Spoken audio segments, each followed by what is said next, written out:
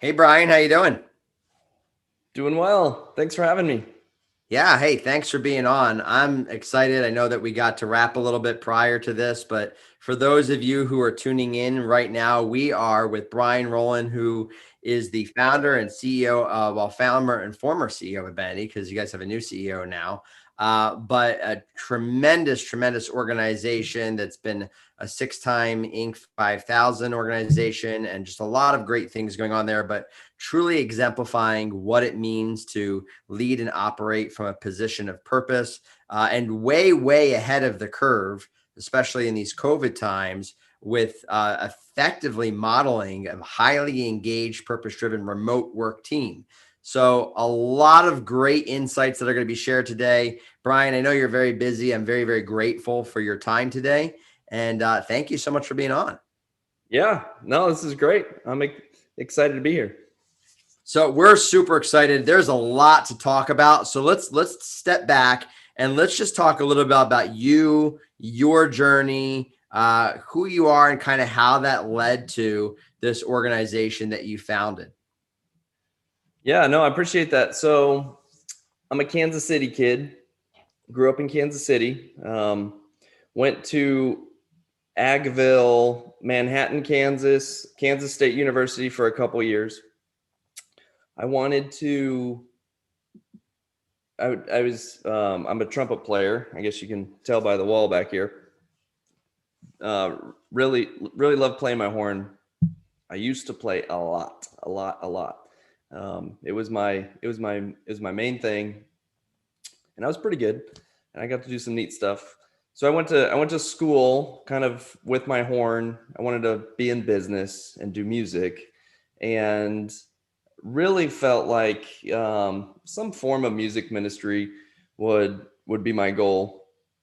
But I just had this really strategic idea as like I will be an optometrist so that I can have regular hours and a good enough income to uh, allow myself to do music however and whenever I want to. Hmm. and and so in that college career, I kind of realized that um, I was positioning myself in the authority role of my life, which is not a biblical worldview, um, and that I really wasn't being open-handed with with my life, and so I learned about a university in Nashville that was called Belmont University, where they had a music business program. It was actually a business degree. I also learned that I wasn't really cut out for pre-med. That stuff was hard, and so I moved to Nashville with my parents' blessing, and did my last 2 years in Belmont University and got involved in the Christian music industry for a couple of years. And it was a really awesome transition and probably my first purpose-driven move. Um, I there's a worship song I like that says, "Take me out of the shallow water, um, where I can stand on my own. Take me into the deepest part where I trust in you alone." I was totally standing in the shallow water, just with this, like, I got this, God, I got this. You can just sit back and watch me work. This kind of young kid thing. So I was like, at some point, I was like, man, I don't think God really respects that point of view. So I was like, all right, throw me in the deep end and watch me trust in you, Hmm. because that's all I can do out there. And so that kind of was my first purpose-driven move, looking back on it. And from there, I took a job not in the music industry, really feeling led to do something more entrepreneurial. The music industry is not the most entrepreneurial industry out there, believe it or not. There's a few politics involved, and red tape mixed in. So It just wasn't a good fit for me. I have great friends that are still really involved, and I live vicariously through them. And so I took a job selling phones, doing cell phones, and my ambition did really well. I was playing music on the side, so I was kind of doing this hybrid model, and hit a place where the success I was having in my sales role was so strong that I built a whole team around me, was reaching my goals, and my why am I doing this? Why am I working so hard? Well, as a 23-year-old kid making six figures, it wasn't about the money. I was making more money than my dad had ever made in his entire career, just pretty much straight out of school, which is one of the cool opportunities about sales jobs. If you're good at sales, there's money to be made. And but it wasn't that interesting to me anymore. I was like, the deepest I could go with my why was I was helping people save money on their cell phone bill, which is an awesome thing, and some families really needed that.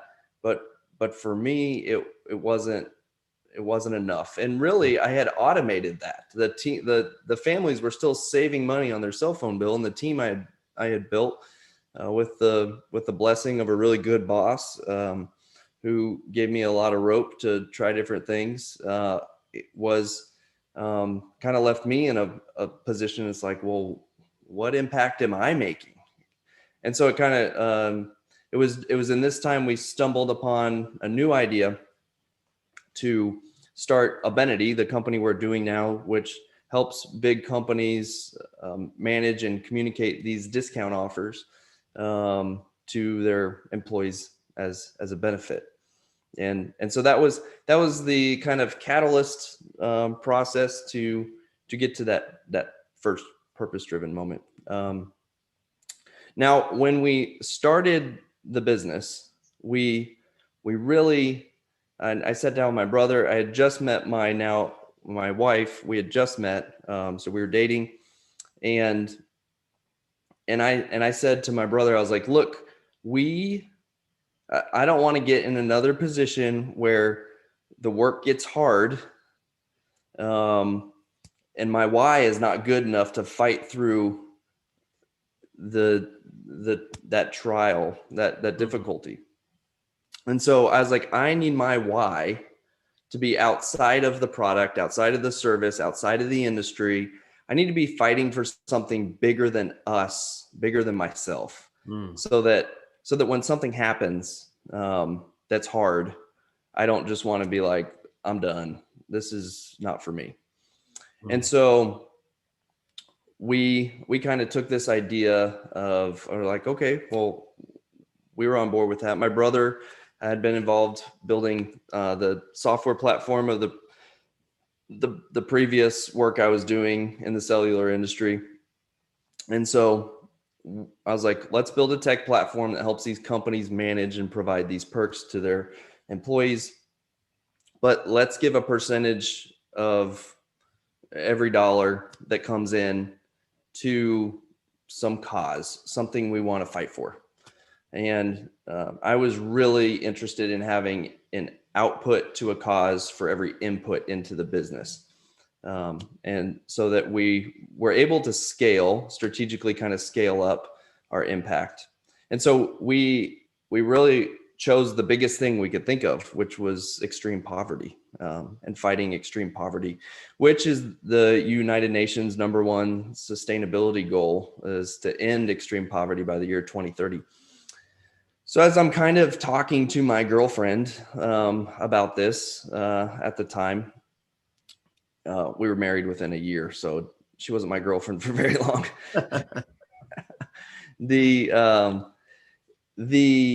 She said, well, I sponsor a child who lives in extreme poverty in the developing world through a group called World Vision.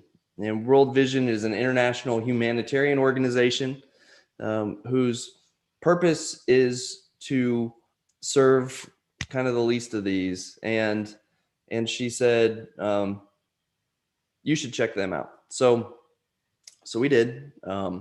And I actually so we decided we got to know World Vision. We decided to give to World Vision, and really we built this plan for our business around World Vision. And that just last year, one really great thing that came out of 2020, if there was just one, we hit our $1 millionth of giving to World Vision last year. It took us 11 years to get there, but with consistent giving, our giving plan converted to $1 million of direct financial impact, which with an organization like World Vision goes much farther than that because of all their efficiencies. And so I made a handy dandy shiny commemorative coin to really celebrate that occasion, which we don't make many trinkets in our digital world that we live in the software space. So this is special to me because it's not one of a million pieces of swag laying around here. Wow. So that's kind of a good starting point. And then, yeah, we did some unique things along the way that we can talk about too, if you want. Yeah. Oh my gosh. There's so much there. And I want to talk about some of those unique things. But first of all, congratulations on $1 million worth of direct financial impact to an organization like World Vision, and which is a tremendous organization. Richard Stern's his story and even his journey there. And he's been a big influence in some of the works that he's written have shaped my life directly. And that's great work that you're contributing to. I love how you very genuinely, authentically, and vulnerably walked through your story of, hey, I was 23 and it was really all about me. I had it all handled, step back and watch me work.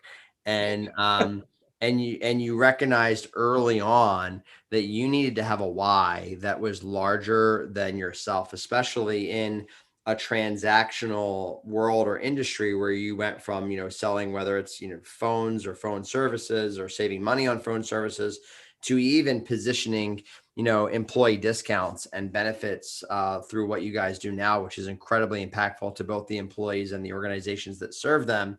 But at the end of the day, you always knew that it was always about some greater impact, that you wanted to see a direct correlation from the work that you do every single day and the dollars that come in, whether that's to you or to your organization or through your organization, and the impact, the output, as you said, that those can have. And so there's this direct correlation to a purpose. And so, I've shared before on this live cast that there's a difference between purpose and why. Purpose is how, the gifts, talents, abilities, and resources that are within you and how you use those to create impact. And your why is your motivation to do that. And so as we talk into some of the unique things that you've done at Abenity, I'd be curious. It's very clear that the purpose at Abenity is obviously positioning these employee discounts and helping employees save money and connecting the companies to them. But the greater purpose is then using those resources to create a greater impact, like solving world hunger and supporting World Vision. Yep. I want to talk a little bit about, go deeper on the why piece of it, in terms of how did you build a team, especially a largely remote team, almost all remote team.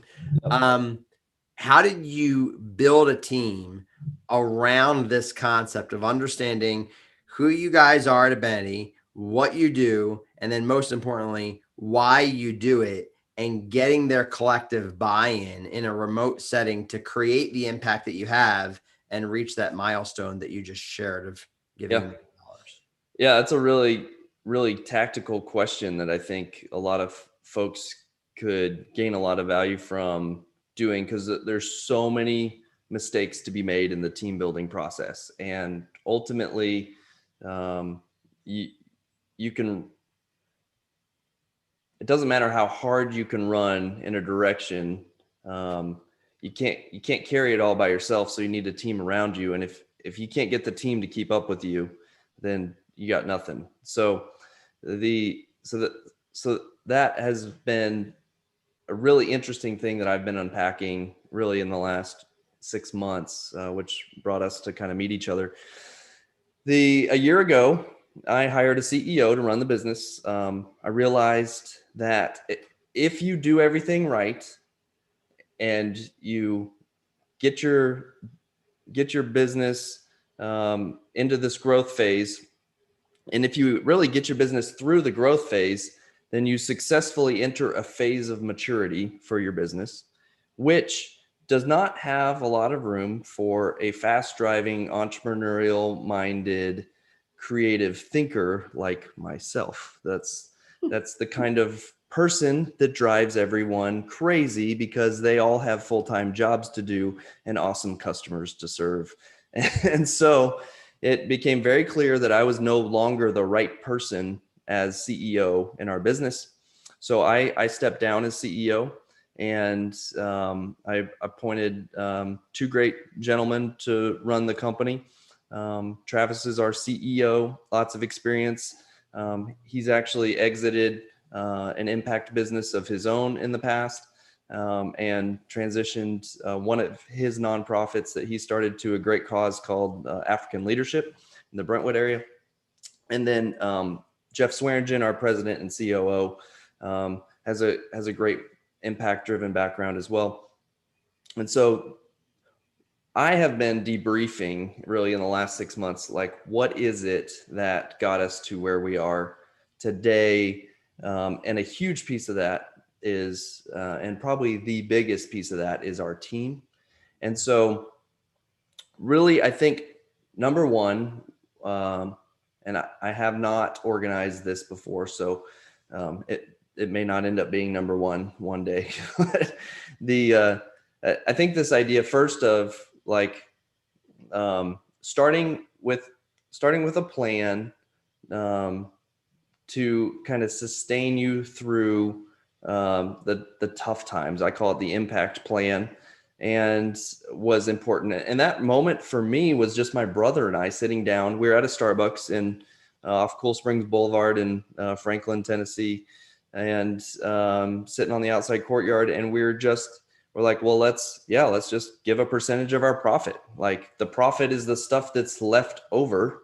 So if we need bigger salaries to support growing families, that's not profit. That's built into the expenses. We can meet our needs and give from our profits and not feel like we're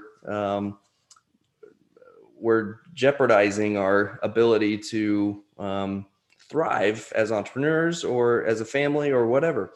And so we're like, well, what do we give? I was like, well, personally, the Bible calls us to give 10%. So let's do more. Let's do 15. Okay, let's do 15. So we did 15 before we made $1. So I think not everybody can do that because they've already started businesses and they're down the road. But if you have the luxury of starting a business right now and starting a plan before you've made $1, then be generous and do it, because you don't have anything to lose. And if you're giving from future profits, well, that's the leftover. And so you can really trust God to provide the leftover to do that. And it gives you something that you're really working for, and it gets you through those tough times. Now, because of that, we were really motivated to kind of work really hard. And so one thing that I realized that we did, and it wasn't intentional, but my brother was in California and I was in Tennessee. So we're 100% remote day one. This is in 2006. By the way, this kind of impact plan model, 2006 is the same year that Blake Makovsky from Tom's Shoes was in South America having his epiphany. It's like, we should give a pair of shoes for every pair of shoes we sell. Like, so this 1-for-1 concept was not even really mainstream yet. In fact, if you go back to early 2000s and you look at social entrepreneurship and social businesses and social enterprises, it's not a term that was really used much. It all fell under the corporate social responsibility box, which is not a purpose-driven cause. It's a checkbox for a lot of things that are very void of passion. That is so very well said. That was the most probably politically correct way that you could have said that. That was so good. I don't even to cut you off, but that was amazing, because there's a huge difference between social entrepreneurship, social impact, purpose-driven organizations, and CSR, corporate social responsibility, as a checklist. How did you say it? You gotta say it again. We'll have to rewind. That was so good. Right. I'm A checklist devoid of passion is what I think you said, which was really, really good. Anyway, please continue. So we just started with a plan. And I think that's your number one thing. You start with a plan. Okay. Then we're already remote. My brother's in California. I'm in Nashville. So, we're just the whole cell phone business that I was doing. I was picking up the phone and just calling HR folks, trying to help their employees save money on their cell phone plans. I was calling them no matter where they were. So I had no geographic limitations in my mind. If I have phone or internet, I can reach you. And I can help you. And so we had a great employee that I had worked with in the past, and she they were a military family. Her husband is in the service, and they moved to Virginia. And so we needed some help. So I just called her and I said, "Hey, can you help?" And she's like, "Yeah, great." And that is kind of the model that we continued for a while. And so what we unpacked and realized is, and then when we had a role, it seemed like every year and a half we were able to hire a new role in kind of those early days. So we stayed lean for a really long time. We've been privately funded and bootstrapped the whole way. We've never taken outside capital. So we never had really gas to pour on the fire, which I think is really healthy in a lot of ways. And in our business, with the resources we had, we didn't need it. But it still holds us back in some areas where other people grow. But as I've learned about capital, they're taking bigger bets than we are. We're taking our bets, but we're not playing around with anybody else's money. We're playing with our own money. So we're taking very calculated bets. And so just because they have more money doesn't mean that they're accomplishing bigger things. It just means they're potentially wasting a lot more money, or redirecting a lot more money. And so, we started realizing it's like, well, our social mission, and again, we kind of kept this giving private that we were doing until about 2014. I wrote an article called "Are You Secretly Running a Social Enterprise?" And that's because we felt like this is what we're going to do, but we don't need to tell anybody. It seems off topic to bring it up, and we don't want anybody to think we're like, patting ourselves on the back for being good people. And so we kept it really quiet. We started with a core group of people that we already had relationships with. And so that kind of helped build the team. And we had the flexibility to do that because as a fully remote team, as long as they have internet and phone, and you can really find a lot of benefits for that. Now, running a remote team, you have to get in this mindset of managing. The accountability is more based on activity, what they're getting done, as opposed to showing up. Right. The corporate world is a lot of times is like, well, if they showed up, I'm just asking for them to show up and, do their annual kind of job. Yeah. Do their job. Exactly. Yeah. When you're in a remote work zone, you have to have a lot of trust and respect for the other people, but then, you manage the output, and as long as the output's what you're expecting, then great. And so we give a lot of trust and a lot of respect to the people that came on board. And then we really found that we had a great culture fit when we stayed within 2 or 3 degrees of separation from an existing team member. So, and if we got further than 2 or 3 degrees from an existing team member, then there was enough culture shift for for us to kind of miss some of these connection points. So as our team grew, we got to the place where, if you have 30 team members like we do today, and you have 2 or 3 degrees of separation from each of them, there's thousands of people potentially that they know who could be a good fit for us. And so our impact plan kind of merged with this 2 to 3 degree separation culture that we're building. Started and that 2 to 3 degree separation, I fit under this this pillar of common values. So when you're having a culture talk, common values is important. So we have a foundation we built of like trust and respect as kind of number one. Like, we trust you, we respect you. We're not going to micromanage you. We're going to hold you accountable to your activity, to the output, to your performance at a degree.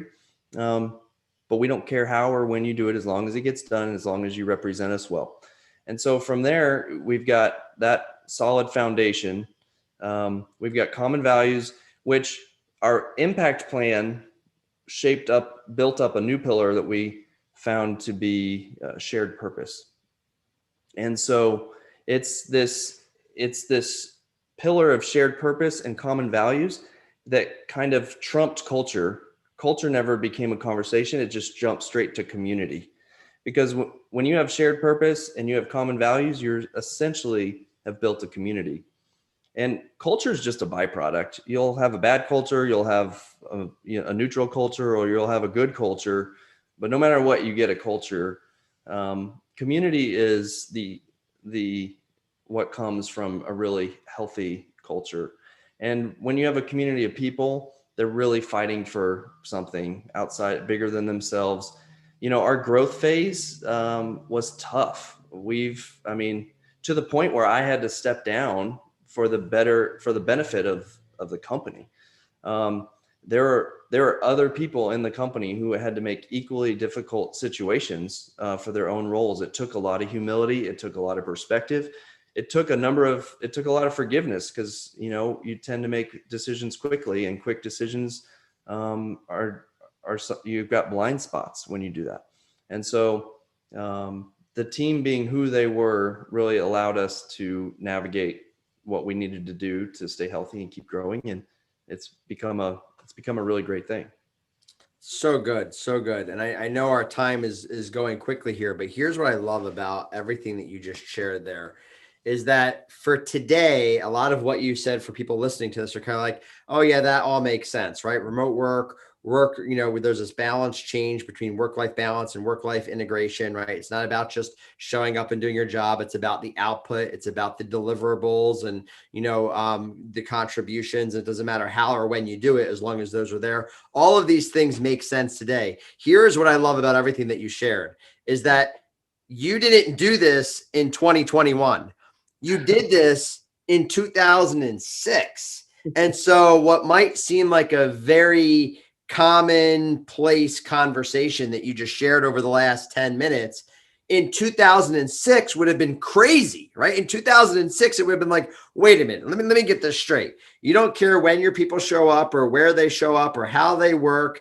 And you give them, there's this 2 to 3 degrees of separation. You're giving them all this rope, right? And they're all remote. And Zoom didn't exist in 2006. So think about a remote world where Zoom and Microsoft Teams and all these things don't exist. I don't even think FaceTime exists in 2006. I don't even think we were physically talking to each other through a screen in 2006. So imagine keeping a community, not just a culture, because that was very well said. Culture is a byproduct. You get a good or bad culture. That's a byproduct of everything else that's important. Shared purpose, shared vision, shared values that all create a community.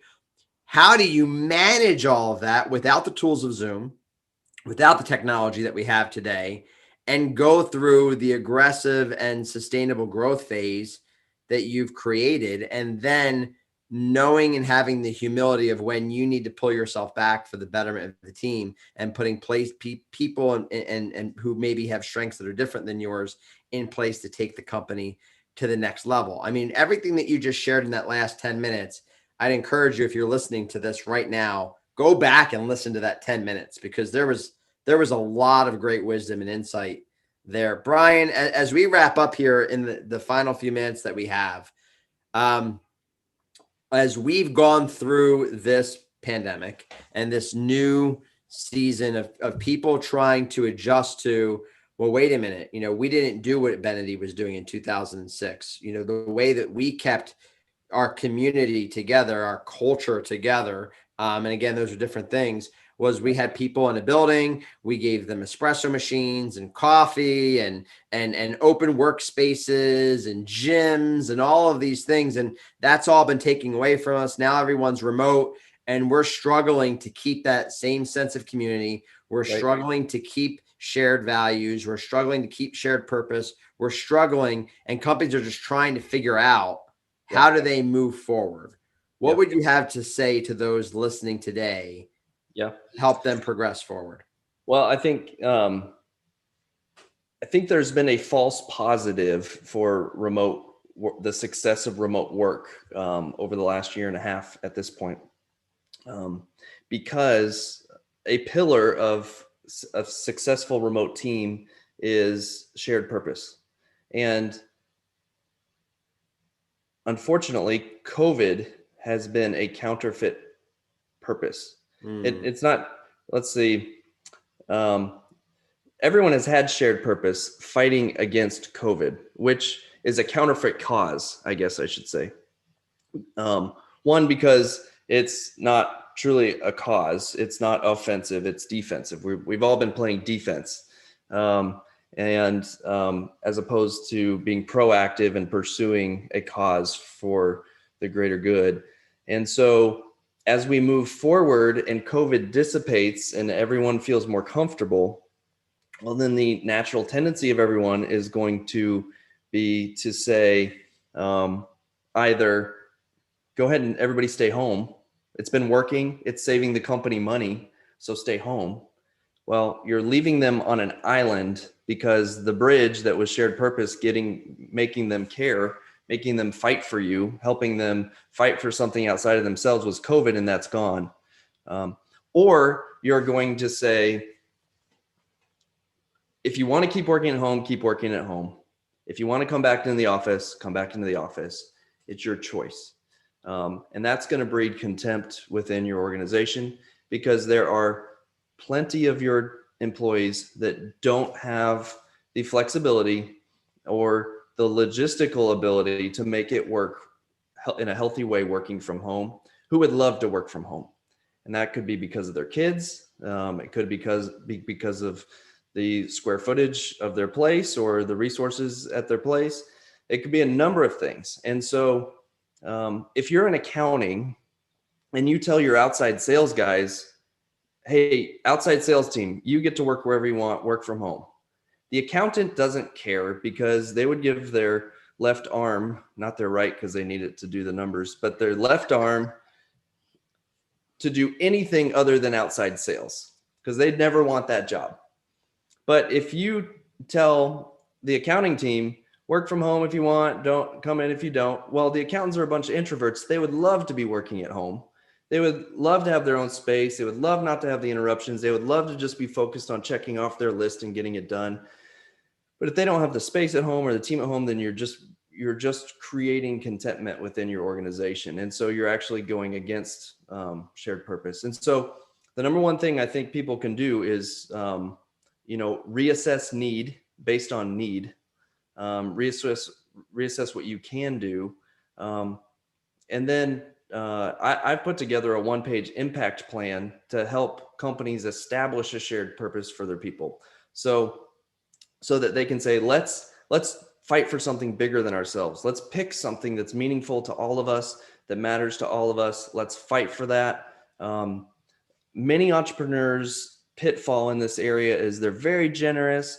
They really want to give, and they plan to give, but they don't have a plan for giving, and without the plan, they don't have a story to tell. They don't have any controls in place to make sure they're doing it in a way that scales and is healthy. They don't have anybody to hold them accountable. And without that, you don't have enough to work with to build shared purpose around. And so I was going to say, since we're wrapping up here, one thing I'm wanting to do in my new founder role is I'm really doing more of this, connecting with entrepreneurs, talking about helping people put together an impact plan. So I have a one-page impact plan. It's a simple PDF. It's a fill in the blank, but it kind of walks you through the structure you need to do. I have I want to give you my phone number so that people can text me to get the impact plan, and then they can stay in touch with me by text message. That way, I'm pulling back from email. I'm pulling back from a lot of things, but I really enjoyed texting. It's more personal. It builds relationships with people. And so I'm going to give my number right now to text me if you want the impact plan, if you want to stay in touch or connect with me personally. It's a Nashville number, area code 615-802-6853. And you can just text the word impact. You're going to get an automatic response to fill out the form so that you get my address book, my phone right, and we can stay in touch.